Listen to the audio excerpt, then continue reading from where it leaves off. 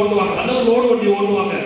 நாங்கள் அனைவரும் ஓட்டுநர் என்கின்ற ஒரு உன்னதமான தொழிலை நேசிக்கின்றோமே தவிர எங்களுக்குள் வேறு எந்த விதமான பாகுபாடும் கிடையாது என்பதற்காக தான் உரிமை குரல் ஓட்டுநர் தொழிற்சங்கம் என்கின்ற தொழிற்சங்கத்தை பதிவு செய்து பல்வேறு பிரிவுகளாக இருந்த அனைத்து ஓட்டுநர்களையும் இன்றைக்கு தமிழகம் முதல் சென்னை முதல் குமரி வரை ஒன்று சேர்த்து பல்வேறு மாநிலங்கள் கடந்தும் இன்றைக்கு என்ன பண்ணிருக்கிறோம், அனைத்து ஓட்டுநர்களையும் ஓட்டுநர்களாக இந்த உரிமை குரல் ஓட்டுநர் தொழிற்சங்கம் ஒருங்கிணைத்திருக்கிறது.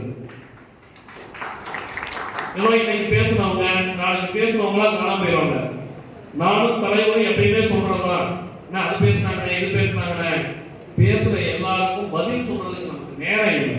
ஏன்னா எங்களுக்கு அதை விட முக்கியமாக நமது உறவுகளினுடைய முக்கியத்துவம் வாய்ந்த பல்வேறு பிரச்சனைகளை பேசுவதற்கு, பல்வேறு அதிகாரிகளை அணுகுவதற்கும், ஆட்சியாளர்களிடம் சண்டை போடுவதற்கும் தான் எங்களுக்கு நேரம் இருக்கிறது தவிர இவங்க பேசக்கூடிய வாய்ப்புகள் வீரர்களுடைய விளையாட்டுகளுக்கு நேரங்களை வீணடிக்க நேரம்.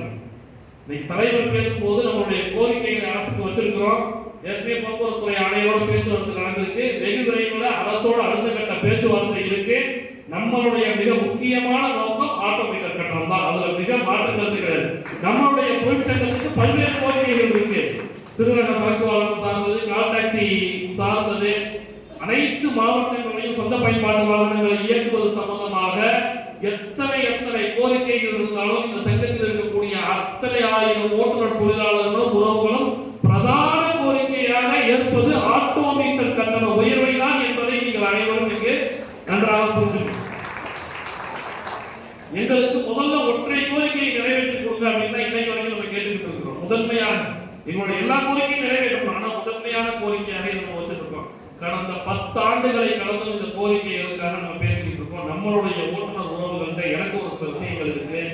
அதை எல்லாரும் நீங்க சிறப்பான முறையில செயல்படுத்தணும் அப்படின்றதுக்காக தான் நான் மிக முக்கியமா இங்க பேச வந்திருக்கேன். நம்ம எல்லாரும் உங்க நிர்வாகிகளுக்கு தெரியும், ஆன்லைன் ஆட்டோ ஓட்டுநர்கள் குழுன்னு ஒன்று வச்சிருக்கிறோம். பாத்துருக்கீங்களா?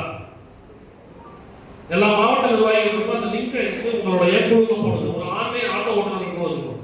உரிமை குரல் ஓட்டுநர் தொழிற்சங்கத்தை பொறுத்தவரைக்கும் நம்ம எப்பயுமே சொல்றதுதான், நம்மளுடைய உரிமை குரல் ஓட்டுநர் தொழிற்சங்கத்துல இன்னைக்கு 200க்கும் மேற்பட்ட ஆட்டோ ஓட்டுநர்கள் இங்க வந்திருக்கிறோம். இவர்களுக்காக மட்டும்தான் இந்த சங்கமா என்றால் நிச்சயமாக இல்லை. இன்றைக்கு இந்த சென்னை மாநகரத்தில் ஆட்டோக்களை இயக்கிக் கொண்டிருக்கக்கூடிய 50,000க்கும் மேற்பட்ட ஆட்டோ ஓட்டுநர்கள் அனைவருக்காகவும் சேர்த்துதான் இன்றைக்கு நாம் இங்கே உட்கார்ந்து பேசிக் கொண்டிருக்கிறோம். அவர்களுக்கும் சேர்த்துதான் நாம் களமாடி கொண்டிருக்கிறோம். எனவே நாம் என்ன சொல்றோம், அவர்கள் அனைவரையும் சங்கத்துல சந்தா கட்டி சேரணும்னு அவசியம் கிடையாதுங்க. நீங்க நாங்க ஒரு வாட்ஸ்அப் குழு நடத்திட்டு இருக்கோம். அந்த சங்கம் தான் நடக்குது. அந்த குழுவுல வந்து இணைஞ்சுக்கோங்க. உங்களுக்கு தேவையான சந்தேகங்களை சரி பண்ணிக்கோங்க.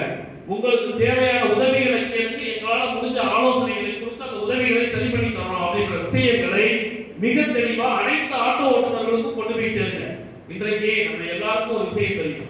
பல பேர் ஏற்கனவே சொல்லியிருக்கேன், பல்வேறு அரசியல் கட்சிகள் இருக்கு. நம்ம எல்லாம் அரசியல் கட்சிகளை சாதாரணமாக இருந்தாலும் எதிர்த்து பேர் சொல்லுங்க அப்படின்னா பட்டு 10 அரசியல் கட்சிகளோட பேர் எல்லாரும் சொல்லுவீங்கல்ல.